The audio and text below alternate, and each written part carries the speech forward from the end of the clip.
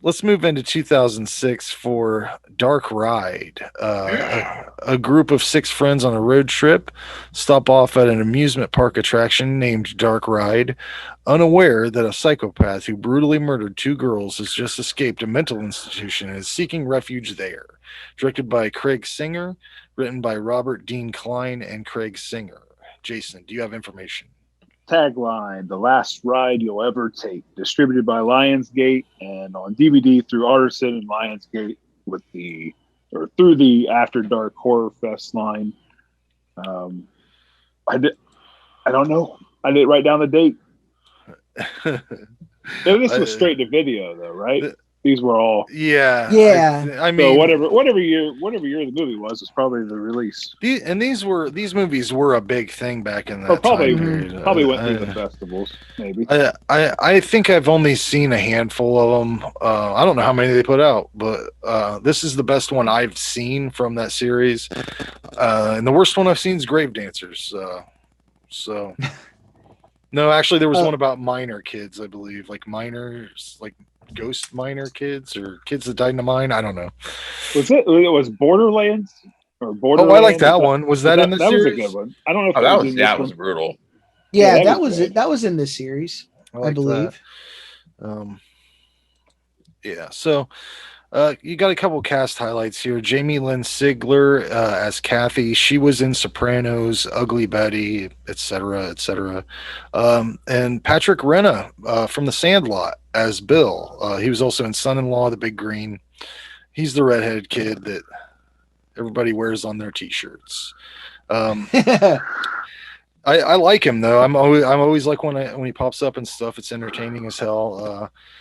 There's a lot of stuff I like about this movie. The crazy guy at the gas station. Who doesn't love a nut job at a gas station? That guy is fun. I don't know what he doesn't have anything. It's just a weirdo. It's not related to anything else. There's a lot of great gore and brutal death scenes. Just to think how long it would take, what it would really take to stab somebody all the way through their torso with a flashlight. That's pretty crazy. That's like Michael Myers level strength. Yeah. Fucking hated the hitchhiker bitch. I did not like her at all. Maybe it's just me, but I sort of was on board with the rest of the cast, but then they pick her up and what year did this come out? This came out in 2006. And what year did House of a Thousand Corpses come out? Probably around the same time, I would assume. Yeah. Because I mean, now that I think about it, like this is pretty, because she's very much like Baby. Yeah. And I mean, they had the horror carnival ride thing. Like, they both had that. Yeah. Huh. What is that? What is that noise? I hear that too. I think it's Frank. Someone's thing is going. Making a real low noise. Oh, whatever. All right, back on track. I don't know. But anyways, I hate that annoying twit of a character. She does this whole diatribe about music and whatever the fuck, and I'm immediately like 10% less interested in what happens to these people. I'm like, I just don't even care a little bit. But I love the setting of it. I think it's a great way to get people into a haunted attraction thing. I like the lore. I like the gimmick, even though the killer kind of reminds me of like what is that? The Hills Run Red, Babyface. Yeah. And kind of what was another one that I was comparing it to? Valentine, like a mix of those two characters. But yeah, I like this a lot. I don't know what exactly would cause the first dude that dies, Steve. His eyes turn milky and white, right? I don't know what would have caused that. You know, it was just the thing that caught me off guard. I was like, that's weird. Maybe make them blood red or something. I don't know what would cause, aside from contacts or cataracts. What the fuck, causes white eyes. One of the most memorable moments in this movie is when the annoying hitchhiker gets beheaded while the douchebag character is getting a blowjob from her. I'm just amazed because she was either so good at giving a blowjob or so bad at giving a blowjob that he didn't notice any marked difference in her performance as she was being decapitated. Regardless, if he was on mushrooms, you gotta give him a break. Oh, that's right. Who knows where he was at? Even if things would have went well for that dude, he would have had like an eternity of therapy for shooting a load into a into a severed head, right? Like he did. Yeah, he did. He finished for sure. Yeah. Yeah. And then he said, "Give me a kiss." Yeah. Like, what? Uh-huh. Yep. What? It was so funny. Yeah, but there's a lot of brutal stuff, that kill. There's a moment where he this dude throws a whole ass woman at a wall. A whole ass woman, just fucking, an adult woman. And then he splits that security guard's head. That shit was fucking stellar. I love how they like the little details on that, because they had his like lip twitch a little bit, and then his eye filled with blood, and then the skull split. That was a lot of thought put into that. This movie's a solid 8. I mean, they're not breaking any new ground. If they would have done some stuff that was like, wow, like never seen that shit before, it would have been a 10 for sure. But Patrick Renna is great. I say they should have kept doing these movies. I don't think they're not going to go back to this well, but they could have had a franchise.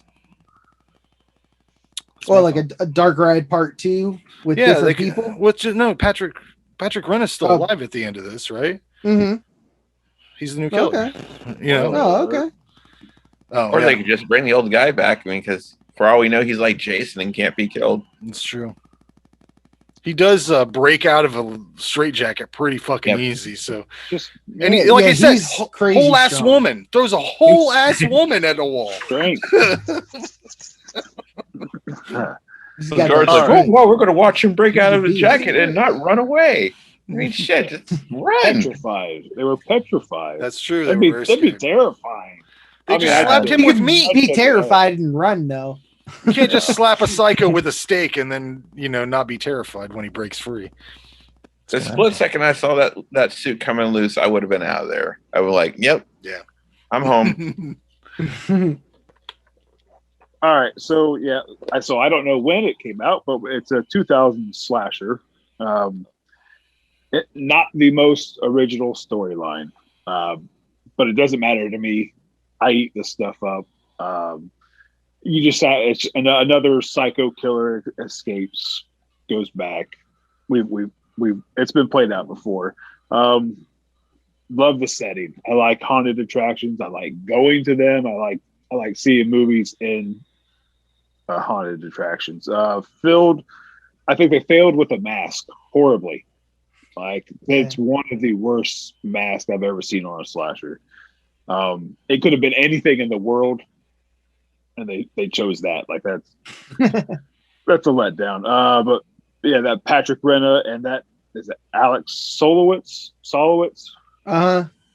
I thought both of those guys were great. I liked both of the characters. Kind of a plot twist at the end.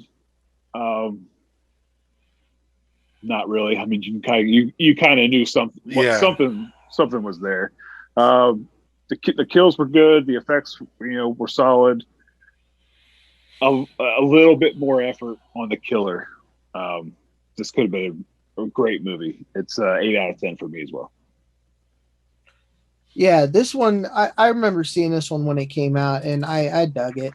It's always a surprise to see Patrick Renna in a role. I just dug him in The Sandlot. He was funny as hell, and he just was pretty cool in anything he does. I'm a fan of his. It's a real solid slasher. I love that haunted attraction thing. It was totally like a turned up fun house. Lots of those vibes. It was like Halloween fun house.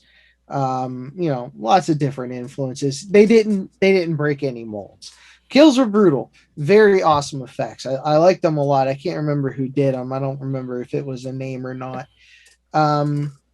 that head pull, that looked badass. That was really cool.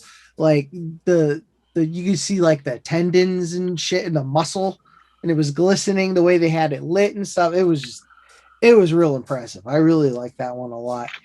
Um, as much as I like Jamie Lynn Sigler, she got on my nerves by the end. Because how long does it take to reach for a hatchet? That was a long ass sequence. Yeah. Right? It was like, okay, we need some. We're in an hour 18. We need 2 minutes of filler, guys. All right, this fucking hatchet scene. Let's do it. It's like an overlong Family Guy take. Yeah, the only thing missing would have been if the killer would have been standing off to the side, going, "You gonna get that axe? Are you gonna get? Are you gonna get that? Are you gonna get it today? Today? Right. I got places to be, jerk. Let's go." I gave this one a 7. I gave this one a 7 out of 10. Cool effects, cool like indie release, under like a cool flagship label. Or what? I can't remember. Was Lionsgate like big at this time yet? Were they still? I think so. Yeah. Yeah, probably. Okay. I think it was around the time that they were putting the Saw series out there. Oh yeah, that's right. Okay. Yeah, so they were known.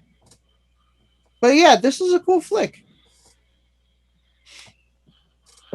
All right, what do you think, Rob? I thought it was pretty rad. Lots of brutal kills. I gave it a good solid 9.